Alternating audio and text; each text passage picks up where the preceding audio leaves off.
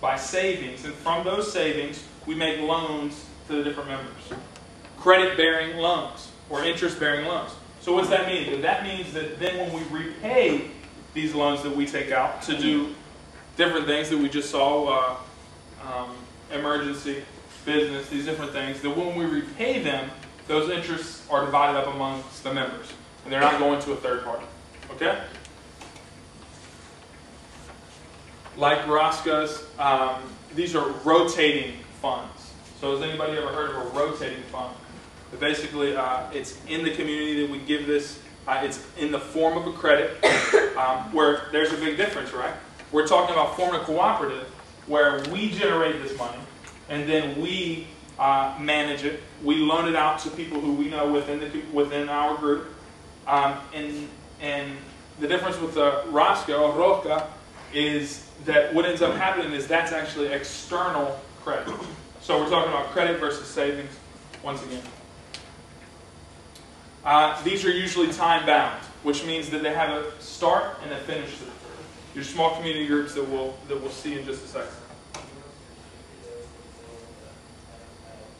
So this is what one might look like. So as you can tell, we're not dealing, and you'll see some of the places where these function. The idea of this methodology is to go where no one else can go. To function among the poorest of the poor in predominantly rural, but also peri-urban settings. But as you can see, it doesn't take much. So if we look at what we see here, basically we see a little box where the money is stored, right? We see the women who are members, in this case they're all women. But the idea is that with this money that we've saved together,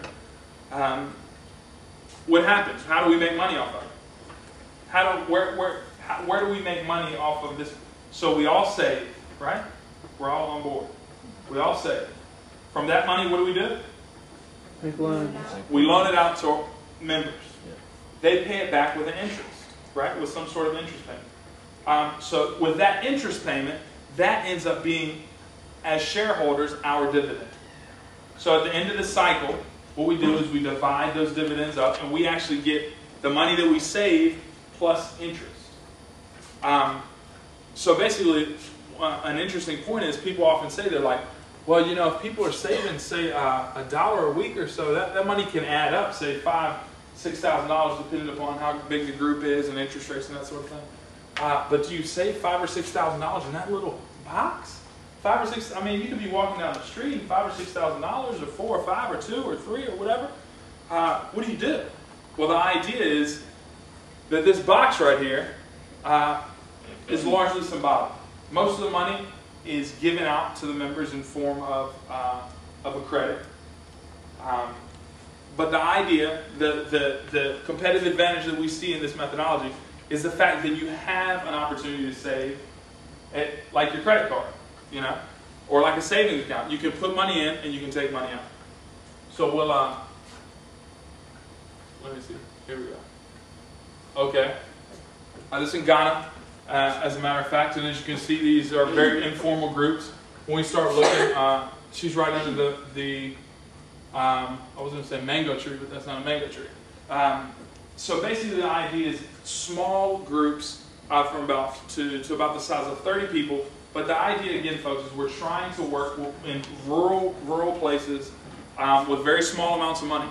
So why do you work in groups? The whole trajectory of microfinance previously had been to work with individuals, right? But guess what happens when you work with individuals? When I have to go to your house, and go to your house, and go to your house, and go to your house, and go to your house, and your house, is it ends up being a huge transaction cost. That for me to go to all these places, I can go to 5 or 6 people's house, because guess what? Well, you know, I have to find them and wait for them to be there, and then they give me a little coffee, and then I sit around, and we talk about the kids, and they show me the garden. And by the end of the day, I visited 10 people. Well, what does that do for me as a microfinance institution? Well, it raises my cost of operation. So what does that happen? What ends up happening there is I have to charge these people higher interest rates. In this situation, and why the community managed method has worked so well, is because it lowers that transaction cost.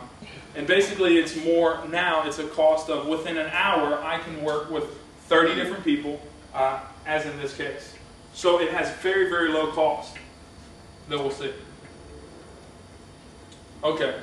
So what does it allow you to do? Yes, please. How do you determine interest rates?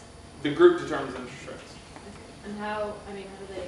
Right. How do they get to that? So here's the story. This is the way I would say it. Many times, and this is a tough concept, and I've been working with this for years, and it's still tough for me to grasp. So I'll try to explain it. The idea, so just imagine that we're all in a group, right? So if we charge, let's say we charge 3% a month on our loans, which might be, that's probably what NGOs, typically, microfinance institutions, typically charge. So we charge 3%, right? And the next best option, let's discount microfinance institutions. What's the next best option? Who knows? Who remembers what we've been talking about? He's going to go, we got to go around the corner, he's going to bring, money lenders, right? I was going to say informal Well, groups. yeah, I would say that Informal groups, yeah. informal groups are a better option. They are a better option if they're available. That's the question. Definitely. No question about it, they're a better option. But the idea is depending upon your next best alternative, right? Opportunity cost for any of you folks into that area of economics.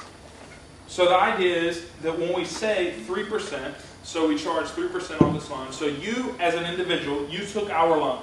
So we got all of our money together, you took our loan out. Well, that means you give us back 3%, right? Whereas the money lender in this case is charging 20%. So who got the better deal in that situation? You did. Because what would have cost you 20%, you got for 3%. So something that I think is very important is that that's a very individualistic way of setting interest rates. Because the whole idea is that we want everyone to benefit. So in order to incentivize or to encourage savings, what do we have to do? Well, one thing that you can do is provide a high interest rate, right? So if you guys knew right now, the Bank of America was paying 10% a year even on interest, or on savings, what do you think would happen tomorrow morning? Everybody in this room, your parents, your friends, everybody would run out the door and try to put money in Wachovia. Well, that's the same idea that this functions. So if people want to encourage savings, for some of the reasons that we've talked about, the best way to encourage savings is by offering a little bit higher interest rate. So that's kind of the process that goes on. It's like, well, if we charge a low rate, the individual benefits.